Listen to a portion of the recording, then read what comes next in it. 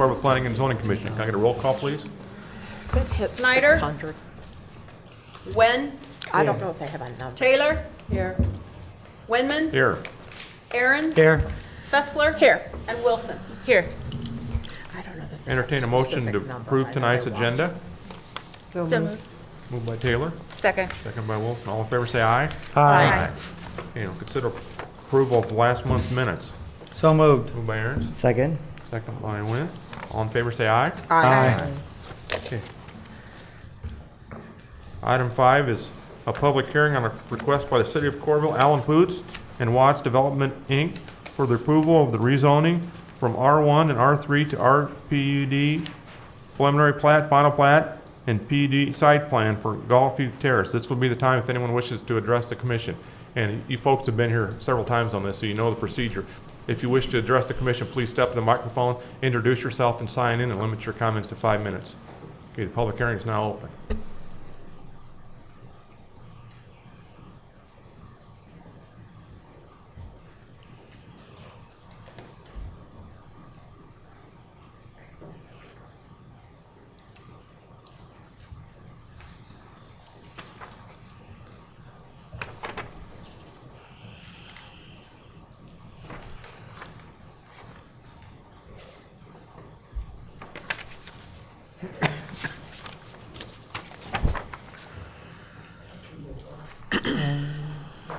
Yes.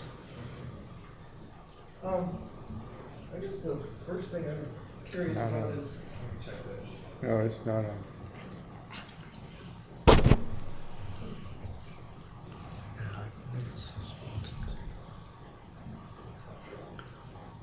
Yeah, That sounds right. Okay, well, the first thing I'm curious about is, it seems like we're getting the cart before the horse here a little bit, because we're talking about these, changing the zoning and land use amendment for a property that hasn't even had a second reading on changing from parkland to R3 with the city council. So I'm sorry, there's a lot I'm learning about what's happening, how this process works, but I wonder if there could be an explanation of that. it is early, and it just is a way that the council and the P&Z meetings kind of cycle in their course, because there'll be 2 more readings of the land use amendment, which will happen in September. It'll be done in September. And then this will be in P&Z, and this would not go to the council until the first meeting in October. And it wouldn't anyhow, because there's always that 30-day lax between P&Z and council. So we talked about maybe postponing until then. We didn't discuss it with the developer. It would have ultimately been his choice if he wanted to, and he obviously wants to proceed with it. So there won't be any further action taken on this by council, or any formal action by council taken on this until the second Tuesday of October. And if the land use amendment doesn't pass through September, then this won't proceed either. Well, I guess we'd all prefer that it followed formal order, I guess. But Well, that's pretty much what we're doing. We're just following our normal order. the other thing is, there's quite a kind of an alphabet soup here of what we're talking about. Rezoning from R1 and R3 to RPUD2, the development incorporated for the approval of rezoning R1 to R3 and RPUD2, RPUD2/RPUD-B site plan. Okay.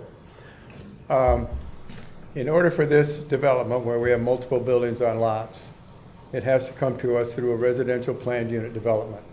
So since these lots are actually zoned R1 and R3, in order to make it a legal subdivision, it has to come to us as a residential planned unit development. That's what an RPUD is. This is for a specific tract of land, 2 tracts of land that are going to be basically melded into 1 tract of land. So we have 2 types of RPUDs. We have a type 1 which is anything that's over 3 acres and will develop over a period of time in increments. And we have an RPUD2, which is a single development that will happen all at one time. So we have to change the land use, which is what's going through now. We have to rezone it to get it to an RPUD, and part of an RPUD is the rezoning. So the rezoning part of the RPUD is the RPUD itself. That's rezoning it from whatever the existing zoning is into a residential planned unit development in this case. Then we have what we call a PUD2 site plan, and that shows the site development of the project. And all of those take a separate action by council. And The that's- zoning is an and- ordinance change. The PUD2 site plan is a resolution. And the And we PUD-B? have to plat it into we have to plat it too, because this isn't all platted lots. Tract number 1 is not a platted lot, so there's a platting process we have to go through as well. And the PUD-B? PUD-B is the site plan, that's the site Okay. development. All right. All right, and I wonder if you could tell me, we've been filing these petitions with the city all for 9 months now, and I was surprised at the city council meeting to hear that the last resolution was not a part of the zoning process, because we come here, we talk to you, and then it goes to the city council, you're the zoning board. So I understand, the city attorney has sent me an email saying that it's because it was a land use amendment and not a zoning redistricting. So, I'm not sure if that's his interpretation or what, What? it could be contested possibly, but the thing is, what I'm questioning is our petition that we filed yesterday, is that going to require a 3/4 vote of the city council to pass this? At the city council, if there's 20% of the landowners on that petition, of the homeowners there. I think you'll find there's almost 100% of them. No, I understand that, but I want to say, that's what the rule says. If there's 20% or more, then yes, it will take a 3/4 vote of the council to pass it. For the next time. Okay. That's not what the city attorney said. What do you say? He said because it's not a redistricting, a boundary redistricting, it doesn't apply. I've got the email from him. We're talking about a rezoning here. Jim was talking about a rezoning at the council level, which is what we're talking about tonight. The land use amendment that these people have already acted on, and that the council acted on, does not take 3/4 majority, but this will. Okay, thank you very much. Well, my name is James Collins, and my wife Susan and I live at 1701 Country Club Drive. I'm also speaking on behalf of my mother-in-law, Ruth Nelson, who lives at 1770 Country Club Drive. We join all our neighbors here in opposition to this zoning change and the proposed planning unit development. We do so for the same reasons, for all of the same reasons, that we've stated over and over since the beginning of this process early this winter. I know that by now you have a very clear understanding of the problems our neighborhood has with the Golfview Terrace project, so I will not rehash them here. I do want to say that we very much appreciate the thoughtful consideration this commission has shown towards our concerns. We thank you for looking at the situation and agreeing with us on 2 previous occasions so far that this project is a bad fit for our neighborhood. We believe that you have taken your responsibility seriously and, like us, have concluded that this project will negatively affect our lives and property. I will just say again that protecting existing neighborhoods is a mandate explicitly stated in the city's planning and zoning code. So once again, we encourage you to reject the zoning change and proposed land unit development before you here tonight. Honestly, a 45-unit apartment building cannot be considered anything other than high-density housing, no matter how it might be disguised by the PUD process. Lastly, I would just like to quote a section, 165.33 of the Coralville zoning code, titled PUD Planned Unit Development Districts. In the first paragraph, it states, quote, "Planned unit developments are to be used to exceed the city's traditional zoning and subdivision requirements and not to circumvent these standards. The planned unit development districts shall not be used to secure approval for projects that do not conform to the city's comprehensive plan," end quote. So thank you for considering our opinions. Thank you. Anyone else wish to address the commission?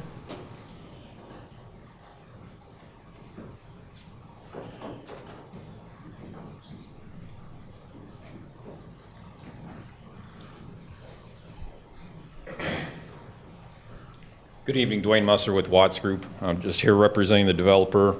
Just a couple clarifications as far as why we're here this evening, and going back to the beginning. One of the requests from council and staff was to see actually what we're going to build, instead of just coming in and doing the land use, getting that approved, and then coming in with the PUD. They wanted to see what we're going to build, access, number of units, landscaping. So we've been very upfront and forward, spent a lot of time and money to put the PUD together so everybody could see what our intent was. And going back 8-9 months, concerns from staff and neighbors was the high density and changing the westerly piece, changing the land use to high density. So we backed off and we regrouped. We did not change that land use, obviously you're aware of that, and only requested to update the land use on the city parcel. Doing so, we also heard comments and concerns from the neighbors about the type of use on the piece adjacent to their ground. So we, again, revised our design, went back to a townhouse design that we feel we can build and sell in today's market to try to better buffer what's there existing. Obviously, we're not building the same product as their units. We don't feel we can do that. And then as far as the 45 unit, those will be condos, and we feel that is a good location, a good product for the First Avenue frontage. I understand staff as far as the process and procedure, the time frame, but again, we wanted to show everybody, staff and the neighbors. We had a good neighbor meeting. I'm working on some other information to present to the neighbors, and I'd be happy to answer any questions that P&Z may have. Thank you, Dwayne. Yep. Thank you.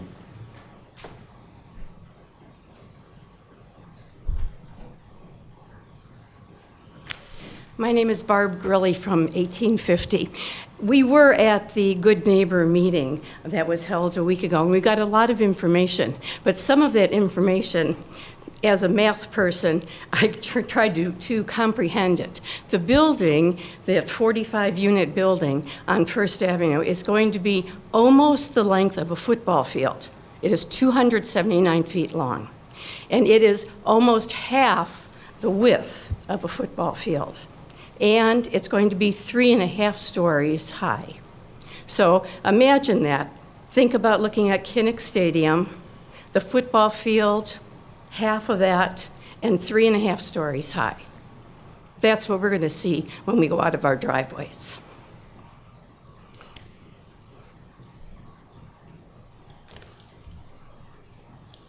Thank you, Mrs. Gurley. Thank you.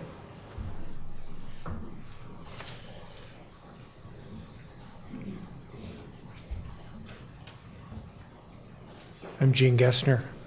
Dovetailing with what she just said, I trust you got the picture of the building in your packets. We did. And that's the building that is a block west of Iowa River Power, right there. And it was actually shown to us by Watts. That is approximately the dimensions and the height. And It's the Fifth Street building, Scott. First right, but mixed-use building on that's Fifth not the Street's what picture was that I talking put in the about. packet. Because you can imagine how, you don't have a picture of it. Sorry. No, we didn't put it up. The size of that building coming out, and that's towering over the townhouse units looking down. And it's shoehorned on that piece of property to within the limits of what you can put on it. It's a huge building for that neighborhood. Thank you.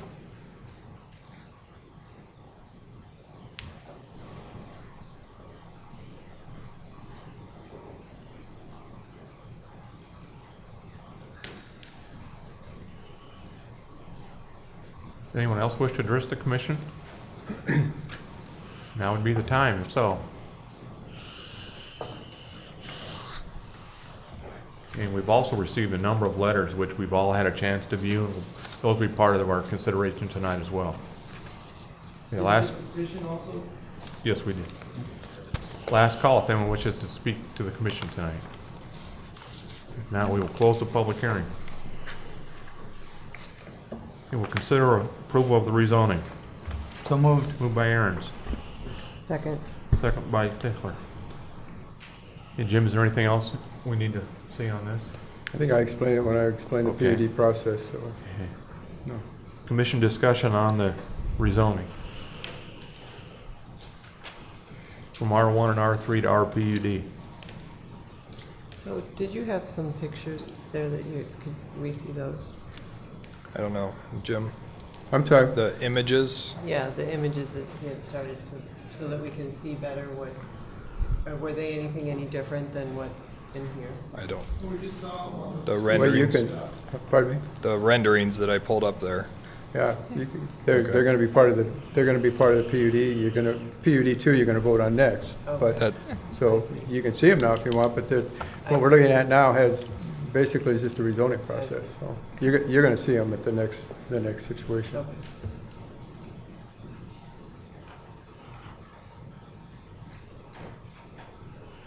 Okay. Any other discussion on the rezoning?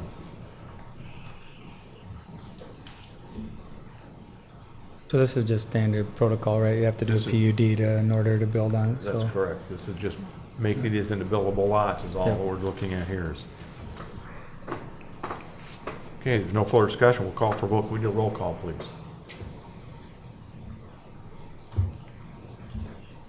Wenman, Aye. Wilson, Nay. Taylor, Aye. Wen, Aye. Aaron's, Aye. Fessler, No. Okay. Snyder. The rezoning is by, I believe, at 4-2. Is that? 4, yes, 4. That's the part two. Zoning is 4-2. Okay, now we will consider approval of the RPDB site plan.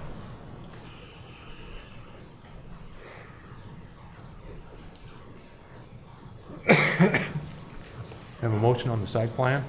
So moved. Moved by Aaron's, Second. second by Wynn. Anything we need to know on the site plan, Jim? Well, basically what you're seeing at the site plan is a proposed development we're looking at here. So this, what we're looking at here is just basically a footprint of the development. The building on lot number 2 is, as they said, a 3.5-story, 45-unit condominium building. You can see that on the north of it there, the driveway's configuration coming in off the north leg of Country Club Drive is, goes directly into the underground parking that's under this building. And then it also swings up and goes around the west side of this building. Exits onto the other end of Country Club Drive. I think some of the thought pattern here, and it makes some sense, that since the underground parking is on the north end of this building, then probably we'd be looking at the bulk of the traffic going in the north leg of Country Club Drive into the driving, into where the underground parking is for the tenants of this.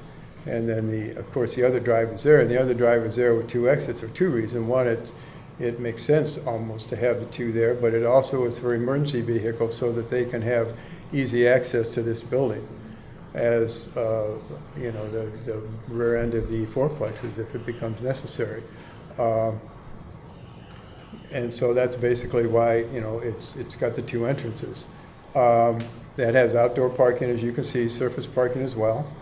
The sidewalk you're seeing on the south end of the building, the configuration of that sidewalk is for fire department access to the rear of this building. There's no good way to put a driveway around behind this building, so in order to do that and access it for firefighting and sprinkler access, we put a standpipe situation back there so they can tie onto that standpipe to get firefighting capability for the building. Then on the other lot to the west, you see the townhomes. There's 2 4-unit townhomes there and a 2-unit townhomes there, so there's 10 units on that building. They all have a driveway out onto Country Club Drive, as do the townhomes and the duplexes across the street from them. The driveways may not be an exact match up to the driveways across the street, but they're certainly within a reasonable distance. The townhomes actually, it's probably not exact, but they are pretty much across from the townhome configurations that already exist on Country Club Drive before you actually get down to the duplex end of it. So as far as the footprint and the layout of the site plan, that's what we're looking at there. So there's some other, now if you want to, the images are available, their images are up there. That is the 45 unit. There is a material board there between Scott and Wen. If you want to pass that around and look at that, it's kind of big and cumbersome, but you can certainly look at it. As you're looking at this, you can see that the lighter color on that is the color of the stone that's on that material board, and then there's two different kinds of siding, as well as the metal on there that's going to be the metal on there, the windows and what have you on there. The configurations on the roof is where the mechanical units will be, the air conditioning units will be, what have you. So what you're looking at is they're kind of recessed into the roof on a flat platform with screening around them. So those are the mechanical units. So there you can kind of see where the lighter color is the stone that you're looking at. And the other colors on there are the hardy board or the hardy plank siding that'll be on the building. Is that where you were looking to see her there? There is on their images also, I think the townhome images. We have asked the developer to look into putting maybe some lighter colored siding on that, some lighter colored bricks so they're not quite so dark. I know they look dark in these pictures. They're not really that dark when you actually see them in person because these have been built elsewhere. But we've asked him to kind of lighten them up a little bit to more or less blend in with the ones across the street. I don't have those images tonight to show you, but we will have them by council meeting. And then there's another group of images there, Scott, that shows the landscaping that's going to be around. I think it's, yeah, there you go. So this is a rendering of the landscaping for the buildings. You can see the tree separation and the landscaping that separates the 4 units from the 45 units. One of the things we heard at the last council meeting was how they have a buffer of those trees from quarry, and they have a buffer of it. I think the comment was from the sound of the blasting, although most of that is underground actually. So, you know, they've worked to put that buffer back in there. You can see the tree line along the streets in front of the townhomes, as well as behind the building, behind the 44 unit, that is all green space. Or the 45 unit, that is all green space. There's the landscape, there's the tree buffering, and then the landscaping on the ends of the building, and then the green space that's left behind the building. So Jim, do the units have to be owner occupied? They will be owner occupied. Their intent is to sell them, not rent them. Can they be rented? Can they be rented? We don't make that. They can, as far as the city is concerned, they can be rented or they can be condominium units. They plan to make them condominium units and not rent them. So the city doesn't dictate one way or the other whether they're condominiums or rental units. But these are meant to be condominium units, and I'm sure that that's how they'll wind up. So in one of the letters sent by the local residents here, they say that which is more appropriate is condominiums instead of apartments. So apartments are not okay, but condominiums are okay. And so that's, I thought that it would be like apartments from the letter I received, but it seems like from his explanation is just the condominiums. I think it's a developer choice to sell them as condominiums because he understands that there's condominiums across there too, and he didn't feel like he should introduce the apartment living into this area or apartments into this area. He wanted to keep them condominium to make them more compatible with the existing, is my understanding. But once they're sold to a new owner, that owner would have the ability to live there or rent it out if they so chose. If they have the owners have the opportunity, and the developer himself, to put the covenants on there, that can't happen.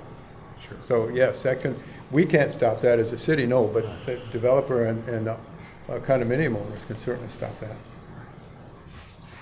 Do you have any idea about the price range of these units? I don't deal in prices, so I can't answer that. Dwayne may be able to help you with that.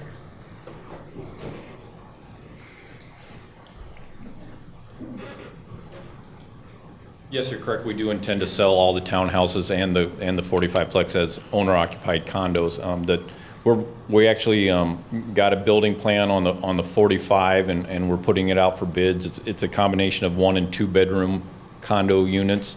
Right now, we are estimating on the low end would be in the 185, and then up above 200 for the 2 bedrooms.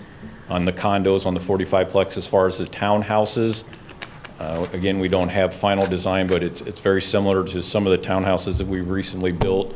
So we are estimating those to be 325, 335, 350-ish, just depends on the final finishes and things like that. Again, you're looking at, if everything goes correctly, you're looking at something that we would not have on the market no earlier than the spring of 2020. So that's, it's kind of hard to project costs and things like that, but right now that's the numbers we're looking at. And again, we don't have all our development costs either, so those numbers could change.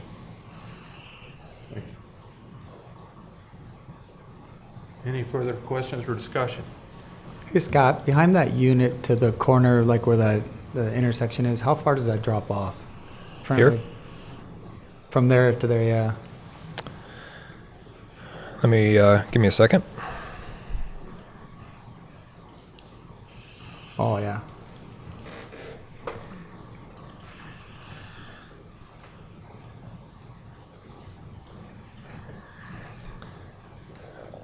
Okay, so I'm going to say down at the corner close to the brick paver treatment on the very corner is around 749, 748. And it looks like you can see here in the back of the building we have 770. So 765. All right.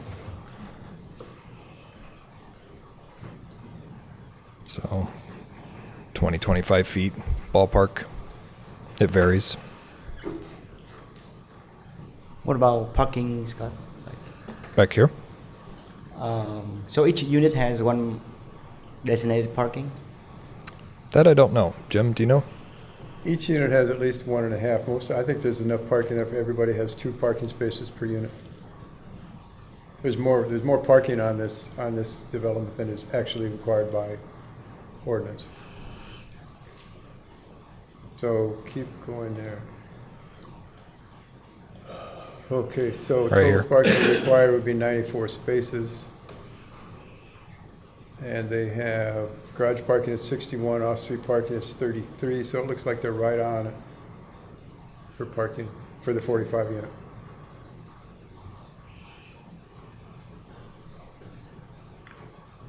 And the townhomes, of course, are separately. They each have double-car garage, so they each have 2 spaces in their garage. They actually even have extra deep driveways, so you could park cars in the driveways as well. At least 1 car in each driveway, lengthwise. And any further questions or discussion? I just have one observation I'd like to make. As we listen to the folks here and read all the letters that have come in, I think it's important to us to also take into account the wishes of the people who own this land. They have expressed an interest to sell it. I think we should also honor or at least consider their wishes as well. So if there's no further discussion, we will consider approval of the RPDB site plan. Again, we'll do roll call, Dee, please. Wilson, No. Taylor, Yes. Wen, No. Aaron's, Yes. Fessler, No. Snyder, and Wenman. Yes. Okay, I have that at 3-3. Okay, now we will consider approval of the preliminary plat. So moved. Moved by Aaron's, Second. second by Wilson. Any discussion on the preliminary plat?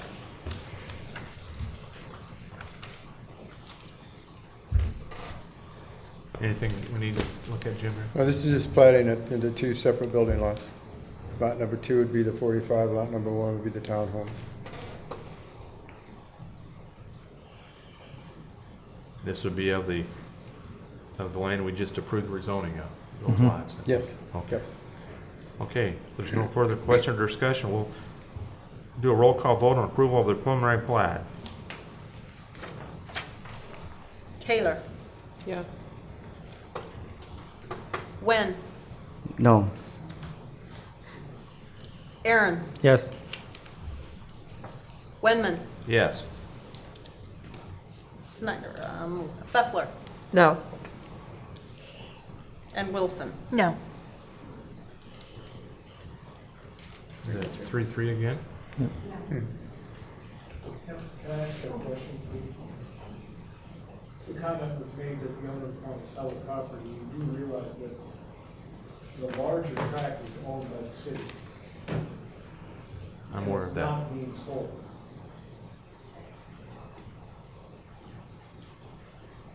Okay, now we will consider approval of the final plat.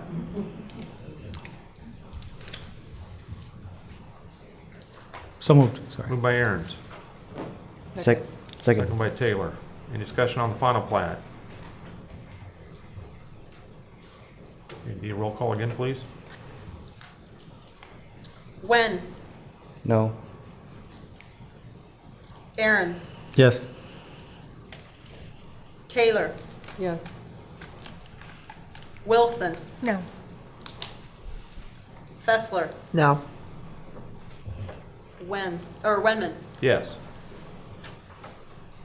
Okay, another 3-3. Okay, we'll move on to item 6. This is a request by Jaras, Inc. for the approval of amended preliminary and final plat of the Jaras edition. Hang on a second. Go ahead.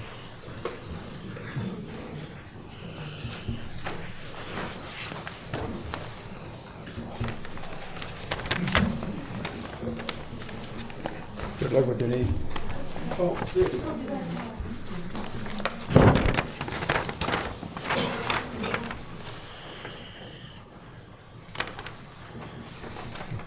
We have a motion on the Jaras, Inc. So moved. Moved by Fessler, Second. second by Wilson. Jim? This is an industrial replatting of the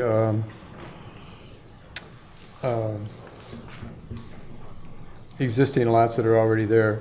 Of the Jaras second edition, for lots 1, 2, 3, 4, and 5. There were 5 lots there originally. This is located on the south side of 2nd Street or Highway 6, just to the west of Hawkeye Food Systems operation.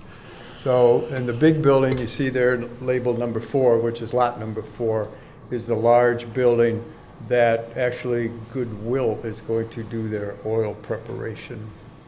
It's the old Some feed kind of thing, isn't it? Wasn't that the old feed store right there? Yes, it was. Yeah. Yes, it was. Yes, it was. So what we're redoing is replatting 5 lots into 6 lots. And the reason for that being, as you can see, Lot 3 and Lot 4 are actually in the location which used to be 1 lot. The reason for the replatting and the request by the owner is that on lot number 3, there is a small building now. Both these buildings are actually in excellent shape. There's a small building now that the owner, the one that's doing the replatting and owns this land, wants to maintain that building separate from the building on lot number 4 for his own private use. So in order to do that and not have to form a condominium association with the big building, he is asking us to replat it so that that lot's on its own lot. It is an irregularly shaped lot, which we are not necessarily always in favor of in the city of Coralville. And even though it looks like a flagpole lot, it ordinance-wise technically is not, because a flagpole lot is a lot that is not 3 foot wide at the building line for every foot deep.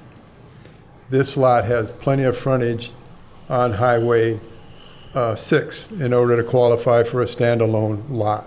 And access to Lot 3 will be how? Access to Lot 3, there'll be one access, there's a common access for lot number 3 right there, and lot number 4, and actually lot number 2 will tie into that as well. So there'll be 3 lots that access that common access point on Highway 6. This is preliminary and final plat. We're looking at all the utilities and all are already in place. Sewer, water, everything is there. Any more questions or discussion for Jim? We will consider approval of the amended preliminary plat. So moved. Moved by Aaron's, Second. second by Fessler. Any discussion on this? Okay, What now- Scott's pulling it up now, as you can see, So would there be permanent easement to 4 through 3 for a driveway? yes, Okay. oh yes.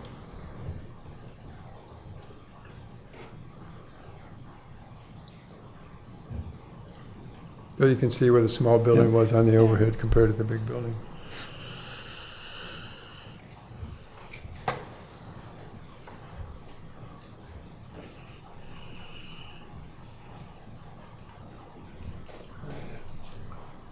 Okay, any further question or discussions?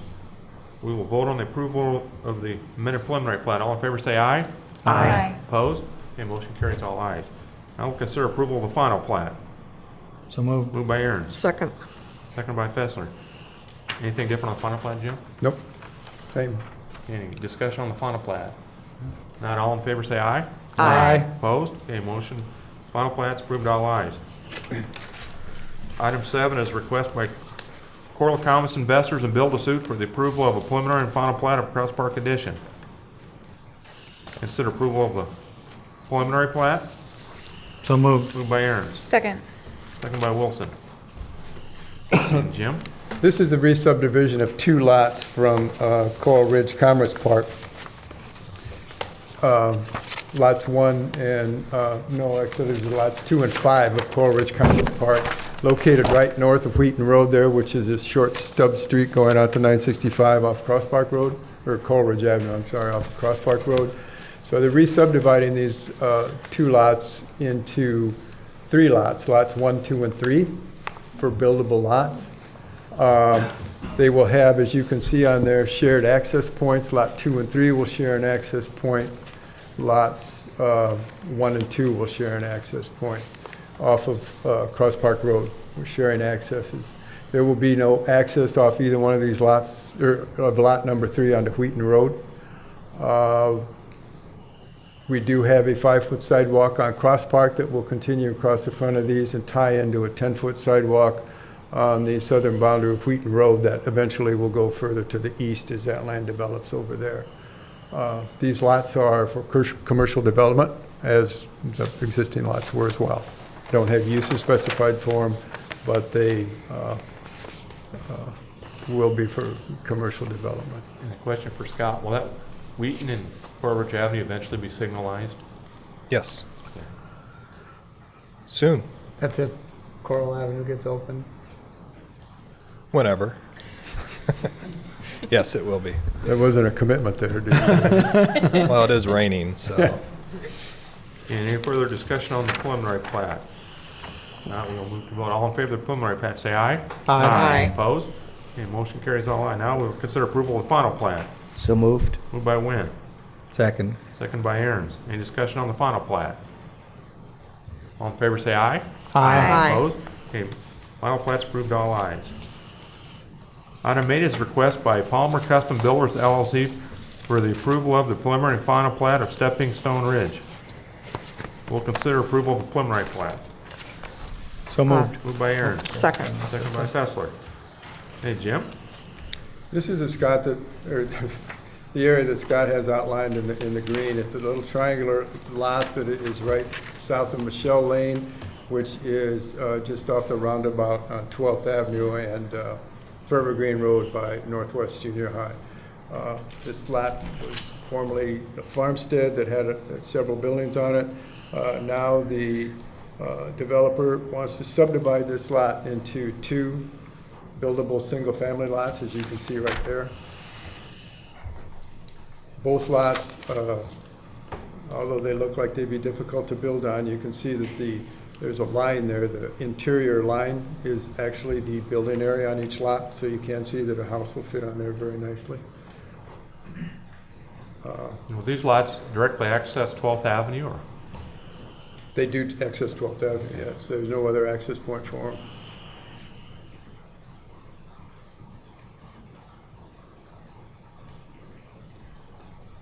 Okay, any other questions for Jim or discussion?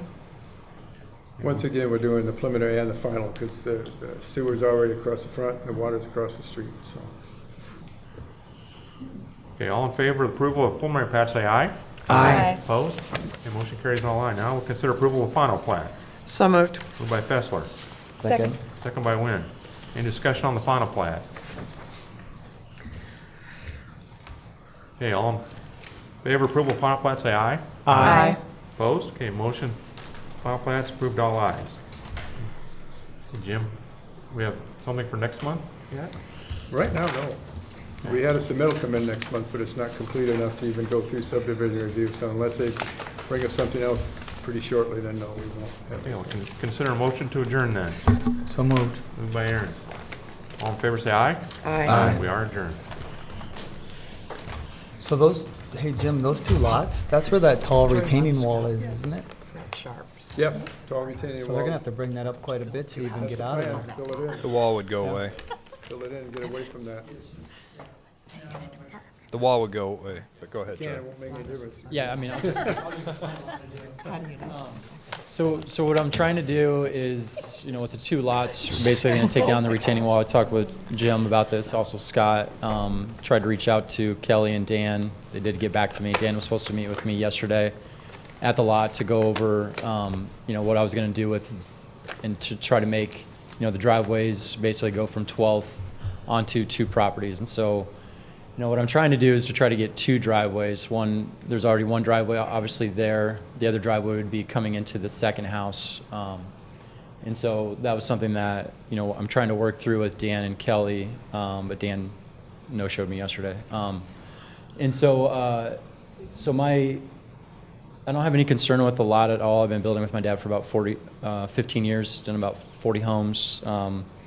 Put about $3 million worth of taxpayer money into this economy, and just from a respect standpoint of trying to figure out both driveways, and the reason why some people are saying that we cannot do two driveways compared to just having one, it's going to be very difficult to put two houses on there with just one driveway, because like you were mentioning, Paul, about having to build up where that drop off is. It's about a 4-foot drop off. So there'll probably be about a foot of fall from the front of the house to 12th Avenue. And by doing that, we're actually going to be able to lower the back of the walkout lots about 3 feet. And so there's an issue behind there going into those other houses back there. There's about a 3-foot drop off. So by doing this, we're going to be able to lower everything and to be able to help out with that drainage in the back, which there is a beehive in the right corner back there. So by doing this off of 12th, I think a lot of people haven't taken on the opportunity to try to do something with those lots, because it's been there for quite some time and it's an eyesore, and nobody really has the creative mind to really look at wanting to tackle it and to put two houses on it. But it's actually going to be a personal home of mine, and then I'm actually building the other house for my father and mother-in-law. And so they will be two $450,000 houses on both those properties. So we're just trying to figure out, to try to work with the city, just to figure out if we can get the two driveways rather than doing a common driveway, because I would like to put them both on the parade of homes, and obviously there'll be nice houses for that 12th Avenue within that area. Another thing too is with the issue of doing a common driveway is that it's only going to be 30 feet back from 12th Avenue. All of the other houses that are there are at least 50 to some are 100 feet back. So with one driveway, I think it's going to create an eyesore compared to splitting it up and allowing us to actually back out, turn around, and drive out on 12th Avenue, compared to having to back out on 12th. If we're not able to do true driveways, it's going to be very difficult to even get out on 12th, if that makes sense. Yep. So I just wanted to mention that. Appreciate it. Thank you. Thank you. Thank you.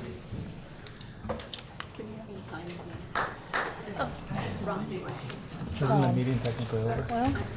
I still like It doesn't. Could you sign your name on there, It's please? off the There it record. is. It's off the record. It doesn't make any. I bike past It's too late. it.